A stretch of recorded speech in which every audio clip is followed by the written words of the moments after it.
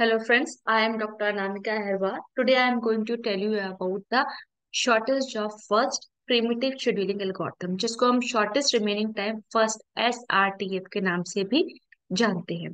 ठीक है, तो SRTF हमारी क्या हो गई है? एक SGF primitive scheduling algorithm होती है।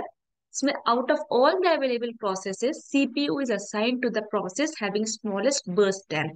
जितने भी CPU में जो अवेलेबल प्रोसेसेस होती है उनमें से हम सबसे छोटा बर्स्ट टाइम देखेंगे, जिस प्रोसेस को सबसे छोटा कम टाइम एग्जीक्यूशन के लग रहा होगा, सीपीयू वो प्रोसेस एग्जीक्यूशन के लिए अलॉट करता है। ठीक है, इन केस टाइम हो जाता है तो it is broken by FCFS scheduling algorithm. तो हम मान लो दो प्रोसेस का सेम बर्स्ट टाइम हुआ, तो हम वहां पे जो प्रोसेस पहले अराइव हुई होगी एफसीएफएस एल्गोरिथम वहां पे लगा देंगे, तो उससे हम उस प्रोसेस को एग्जीक्यूशन के लिए अलॉट करते हैं। अब एडवांटेजेस की अगर बात करते हैं तो पहला क्या हो गया, SRTF is optimal and guarantees the minimum average waiting time. ये क्या क्या ऑप्टिमल एल्गोरिथम होती है और ये गारंटी देती है कि इस एल्गोरिथम में जब हम एवरेज वेटिंग टाइम कैलकुलेट करेंगे तो बहुत ही कम आएगा। The second advantage क्या होगा, it provides a standard for other algorithm since no other algorithm performs better than it। ये बाकी अदर दूसरी जो algorithms है उसके लिए एक standard provide करता है, क्योंकि ये बाकी जितनी algorithm है, उनसे जब हम average waiting time calculate करते हैं तो इसका कम average waiting time आता है, तो ये इसकी better performance होती है बाकी algorithm से। अब हम disadvantages की अगर बात करते हैं तो फर्स्ट disadvantage हो गया इसका, it cannot be implemented practically since burst time of the processes cannot be known in advance। हम इसको practically implement नहीं कर सकते क्योंकि प्रोसेस को का जो बर्स्ट टाइम होता है उस एडवांस में जानना बहुत ही मुश्किल होता है। सेकंड, यहाँ पे स्टारवेशन का कॉन्सेप्ट आता है, क्योंकि जिसमें जितनी जो कुछ प्रोसेस होती है किसी की जब लार्जेस्ट बर्स्ट टाइम होता है तो उसको बहुत वेट करना पड़ता है एग्जीक्यूशन के लिए, क्योंकि छोटी प्रोसेस जिसका बर्स्ट टाइम कम लग रहा है वो आती जाती है और क्यू में, और वो अपना एग्जीक्यूशन कराती जाती हैं। थर्ड हो गया आपका, priorities can not be set for the processes. हम प्रायोरिटीज सेट नहीं कर सकते प्रोसेसेस की इसमें।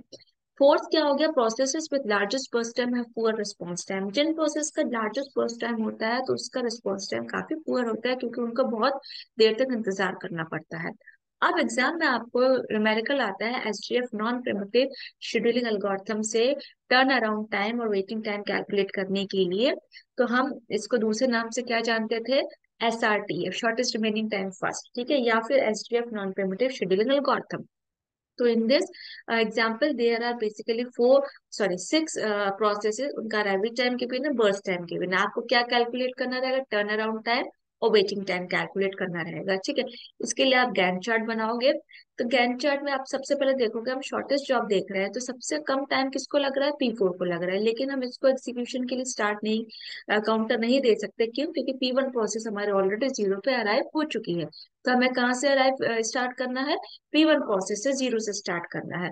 तो कहाँ तक चलाना है, एक काउंटर तक चलाना है। हम इसे पूरा टाइम तो पूरा मतलब एग्जीक्यूशन तो नहीं करा सकते। क्यों? क्योंकि हमें 4 तक आना था, इसको हमें सबसे पहले काउंटर देना था, है ना। क्योंकि ये जीरो से अराइव हमारी हुई थी, इसलिए हमें यहाँ तक आने के लिए इन सब प्रोसेस से गो थ्रू होना पड़ेगा। तो हमने नेक्स्ट हमने कौन सा देखा, P1 और P2 में से शॉर्टेस्ट चीज देखी। तो P1 कितना हो गया, अब 8 में से एक हमने आगे बढ़ गए तो 7 बचा और 6, तो 7 और 6 में से छोटा कौन सा है, P2। तो हम P2 को सेलेक्ट करेंगे एग्जीक्यूशन के लिए। तो P2 को जब हमने सेलेक्ट किया तो फिर वहां पे हमने 1 ऐड ऑन कर दिया। ठीक है, 1 यहाँ था तो 1 एक काउंटर दे दिया, यहाँ पे भी हमने माइनस करके लिख दिया 5। ठीक है, अब हमें नेक्स्ट हम किसको देखेंगे, P1 P2 और P3। P1 कितना, 7 5 और 3। इसमें से छोटा बर्स्ट टाइम किसको लग रहा है, सबसे कम P3 को लग रहा है। ठीक है, तो हम यहाँ पे किसको सेलेक्ट कर लेंगे, P3 को एग्जीक्यूशन के लिए। तो यहाँ पे हम फिर से इसको काउंट माइनस कर देंगे, तो 3 में से यहाँ पे 2 आया, तो एक काउंटर फिर से हमने बढ़ा दिया, यहाँ पे 3, तो 2 + 3 1 इज 3। अब हमारा नेक्स्ट किस पे आ गया, 4 पे। 4 को हमें कितना, 1 लग रहा था, तो हमने 4 को फिर 3 + 1 कर दिया, 4 आ गया। अब यहाँ पे 0 बचा, क्योंकि हमने एक इसको ले चुके हैं। ठीक है, उसके बाद हमारे कौन सी प्रोसेस आ रही है, पी P1 P2 P3 और P5। ठीक है, तो उसमें से देखो छोटा कौन सा है, 7 5 2 और 2। अब यहाँ पे 2 और 2 सेम बर्स्ट टाइम हो गया ना। तो जब बर्स्ट टाइम सेम हो गया तो हम कौन से एल्गोरिथम अप्लाई कर रहे हैं, FCFS, मतलब फर्स्ट कम फर्स्ट सर्व। तो पहले कौन सी आई थी, P3 आई थी। तो हम यहाँ पे P3 को ले लेंगे, P3 को ले लिया, फिर हमने एक काउंटर चलाया था, तो 5 4 + 1 = 5। यहाँ पे कितना आ गया, 1 बच गया हमारा। ठीक है, फिर हम कैलकुलेट सॉरी कंपेयर करेंगे P1 P2 P3 P5 P6 को। तो 7 5 1 2 और फिर 1। तो अब देखो 1 और 1 फिर से हमारा सेम बर्स्ट टाइम आ गया, तो हम किसको FCFS लगाएंगे, तो कौन सी देखेंगे, हमारी कौन सी आ गई, सेलेक्ट P3 को करेंगे। ठीक है, तो P3 को जब हमने क्या बोलते हैं सेलेक्ट की, तो यहाँ पे क्या आ गया अपना, अपना P3 को, यहाँ पे 5 आया था आपका। ठीक है, उसके बाद एक एक ऐड ऑन कर दिया होगा, 4 + 1 = 5। ठीक है, अब नेक्स्ट कौन सा हम देखेंगे, P6। P6 क्यों देखेंगे, क्योंकि हमारा सॉरी ये अपन देखेंगे किसमें समय करना है अपन को, 7 हमारा बच रहा है, हमारा 5 बच रहा है, ये हमारा कंप्लीट हो गया था, ये हमारा कंप्लीट हो गया था।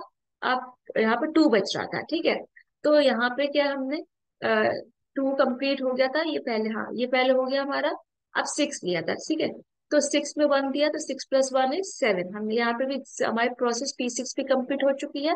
अब नेक्स्ट हम देखते हैं कौन सी बच रही है हमारी, पूरी एक साइकिल खत्म हो गई, स्टार्टिंग में कौन सी बच रही थी हमारी, 7 बच रही थी और 5 बच रही थी। तो हम दोनों में से छोटी कौन सी थी, हमारी 5 थी। ठीक है, तो 5 थी, तो हमने 7 + 2 सॉरी 9 + 5 करा दिया। ठीक है, 9 + 5 करा दिया, तो कितना हुआ हमारा, 14 आ गया। 14 के बाद हमारा कितना, हमारे कौन सी 7 बच रही थी प्रोसेस, तो हमारा कितना, 14 + 7 करा दिया, तो 21 बचा।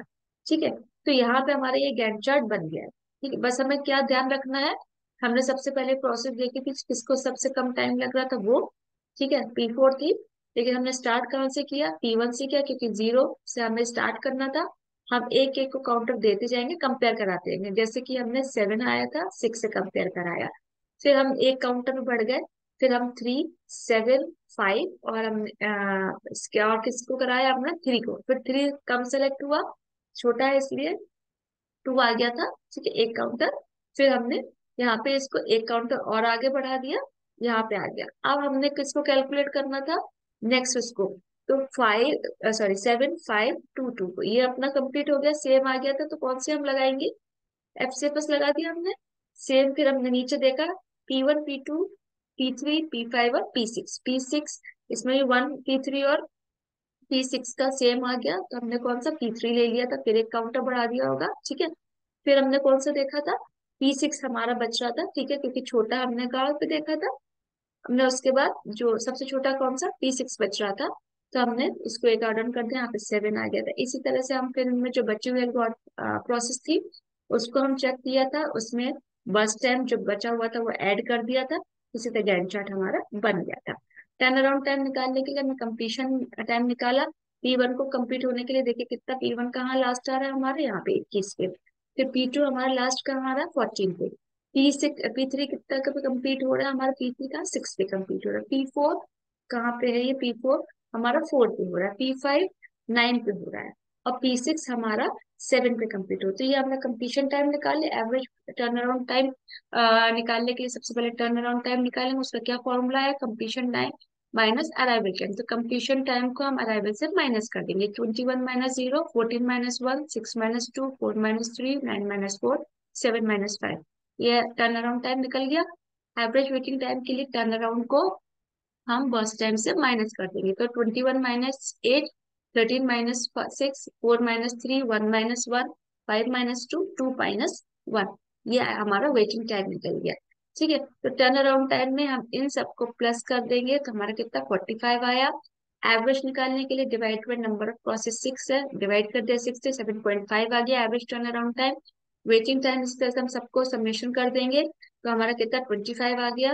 और नंबर ऑफ प्रोसेस 6 थी, तो 6 से डिवाइड कर दे, तो हमारा 4.16 आया आंसर। ठीक है, बस याद ये रखना है, या आपने आपको स्ट्राइक आउट करते जाइएगा एक जब जितना आप माइनस करो, ताकि आपको कंफ्यूजन ना हो कंपेयर कराने के लिए। ठीक है, स्ट्राइक आउट करने से हमें कंपेयर रहेगा नेक्स्ट इसमें से कितना बच रहा है। आप पेंसिल से कर लीजिएगा या फिर कहीं पर रफ वर्क कर लीजिएगा। ठीक है, तो यहाँ पे एग्जाम में आप इस तरह से इसका turn around time, waiting time निकाल लेंगे. So this is all about shortest remaining time first algorithm. In the next video, we will tell you about the round robin algorithm. Till then, you take care. If you have any doubt, then write in the comment box. Okay, thank you.